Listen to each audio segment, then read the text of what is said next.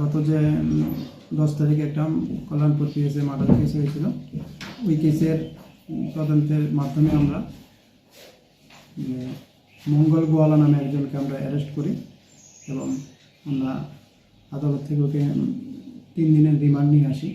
রিমান্ডে আনার পরে আমরা ওই যে যে এটা বাস দিয়ে হিরালাল দেববর্মার উপরে আঘাত করেছিল, ওই বাসটা আজকে আমরা executive magistrate, mobile forensic, independent witness তাদেরকে সঙ্গে নিয়ে কালীকৃষ্ণনগর পাড়ার একটা জলাশয় থেকে আমরা উদ্ধার করি।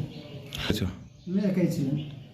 আচ্ছা, অ্যাকচুয়ালি মঙ্গল গোয়ালা অনেকদিন যাবৎ ধরে প্রায় অনেক টাকা ঋণ হয়ে গেছেন, প্রায় 20 লক্ষ টাকা অনেক মার্কেটে দেওয়া আছেন ব্যাংক এবং বিভিন্ন ব্যবসায়ীদের কাছ থেকে, এবং যে হিরালাল দেববর্মার কাছেও অনেক টাকা জানা ছিল।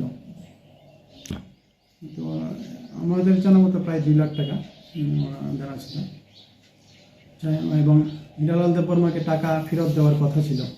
তো ওই এতে নিয়ে যে টাকা যে ঋণ নিয়েছে ওটা নিয়ে ওর প্রেশার ছিল, ওই দিনেই সে মঙ্গল হিরালাল দেববর্মাকে ব্রিজের উপরে বাস দিয়ে পিটিয়ে হত্যা করে।